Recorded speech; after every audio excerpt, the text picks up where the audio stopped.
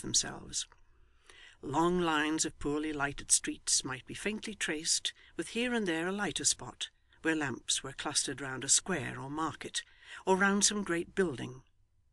After a time these grew more distinct, and the lamps themselves were visible, slight yellow specks that seemed to be rapidly snuffed out, one by one, as intervening obstacles hid them from the sight. Then sounds arose, the striking of church clocks, the distant bark of dogs, the hum of traffic in the streets. Then outlines might be traced, tall steeples looming in the air, and piles of unequal roofs oppressed by chimneys. Then the noise swelled into a louder sound, and forms grew more distinct and numerous still, and London, visible in the darkness by its own faint light, and not by that of heaven, was at hand.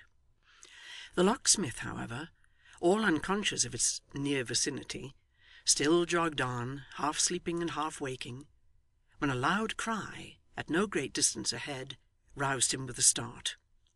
For a moment or two he looked about him, like a man who had been transported to some strange country in his sleep, but soon recognising familiar objects, rubbed his eyes lazily, and might have relapsed again, but that the cry was repeated, not once or twice or thrice, but many times, and each time, if possible, with increased vehemence. Thoroughly aroused, Gabriel, who was a bold man and not easily daunted, made straight to the spot, urging on his stout little horse as if for life or death.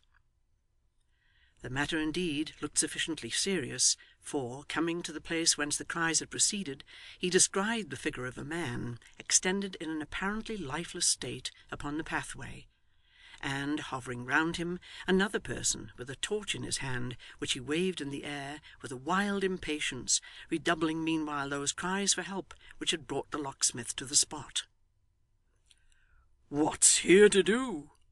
said the old man, alighting. "How's this? What? Barnaby?" The bearer of the torch shook his long loose hair back from his eyes, and thrusting his face eagerly into that of the locksmith, fixed upon him a look which told his history at once. "You know me, Barnaby?" said Varden. He nodded, not once or twice, but a score of times, and that with a fantastic exaggeration, which would have kept his head in motion for an hour, but that the locksmith held up his finger, and fixing his eye sternly upon him, caused him to desist, then pointed to the body with an inquiring look. "There's blood upon him," said Barnaby with a shudder. "It makes me sick." "How came it there?" demanded Varden. "Steal, steal, steal," he replied fiercely, imitating with his hand the thrust of a sword. "Is he robbed?" said the locksmith. Barnaby caught him by the arm, and nodded yes, then pointed towards the city. "Oh!" said the old man, bending over the body, and looking round as he spoke into Barnaby's pale face, strangely lighted up by something that was not intellect. "The robber made off that way, did he? Well, well, never mind that just now. Hold your torch this way, a little further off. So. Now, stand quiet, while I try to see what harm is done." With these words, he applied himself to a closer examination of the prostrate form, while Barnaby, holding the torch as he had been directed, looked on in silence, fascinated by interest or curiosity, but repelled nevertheless by some strong and secret horror which convulsed him in every nerve. As he stood at that moment, half shrinking back and half bending forward, both his face and figure were full in the strong glare of the link, and as distinctly revealed as though it had been broad day. He was about 23 years old, and though rather spare, of a fair height and strong make. His hair, of which he had a great profusion, was red, and hanging in disorder about his face and shoulders, gave to his restless looks an expression quite unearthly, enhanced by the paleness of his complexion and the glassy lustre of his large protruding eyes. Startling as his aspect was, the features were good, and there was something even plaintive in his wan and haggard aspect. But the absence of the soul is far more terrible in a living man than in a dead one, and in this unfortunate being its noblest powers were wanting.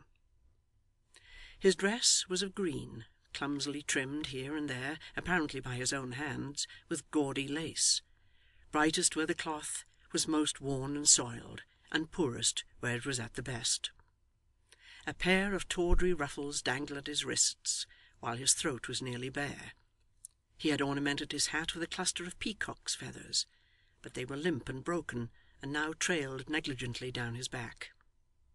Girt to his side was the steel hilt of an old sword, without blade or scabbard, and some party-coloured ends of ribbons and poor glass toys completed the ornamental portion of his attire. The fluttered and confused disposition of all the motley scraps that formed his dress bespoke, in a scarcely less degree than his eager and unsettled manner, the disorder of his mind, and by a grotesque contrast set off and heightened the more impressive wildness of his face. 'Barnaby,' said the locksmith, after a hasty but careful inspection, 'this man is not dead, but he has a wound in his side, and is in a fainting fit.' 'I know him, I know him!' cried Barnaby, clapping his hands. 'Know him?' repeated the locksmith. 'Hush!' said Barnaby, laying his fingers upon his lips. 'He went out to-day, a-wooing. I wouldn't for a light guinea that he should never go a-wooing again, for, if he did, some eyes would grow dim that are now as bright as— See, when I talk of eyes, the stars come out. Whose eyes are they? If they are angels' eyes, why do they look down here and see good men hurt, and only wink and sparkle all the night?' 'Now Heaven help this silly fellow,' murmured the perplexed locksmith. 'Can he know this gentleman? His mother's house is not far off. I had better see if she can tell me who he is. Barnaby, my man, help me to put him in the chaise, and we'll ride home together.' 'I can't touch him,' cried the idiot, falling back, and shuddering as with a strong spasm. 'He's bloody.' 'It's in his nature, I know,' muttered the locksmith. 'It's cruel to ask him, but I must have help.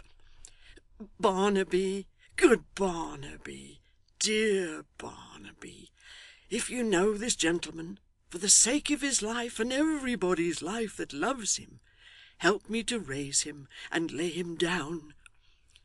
Cover him then. Wrap him close. Don't let me see it. Smell it. Hear the word. Don't speak the word. Don't.' 'No, no, I'll not. There, you see he's covered now. Gently. Well done, well done.' They placed him in the carriage with great ease, for Barnaby was strong and active, but all the time they were so occupied, he shivered from head to foot, and evidently experienced an ecstasy of terror. This accomplished, and the wounded man being covered with Varden's own greatcoat, which he took off for the purpose, they proceeded onward at a brisk pace, Barnaby gaily counting the stars upon his fingers, and Gabriel inwardly congratulating himself upon having an adventure now which would silence Mrs Varden on the subject of the Maypole, for that night or there was no faith in woman. End of chapter 3.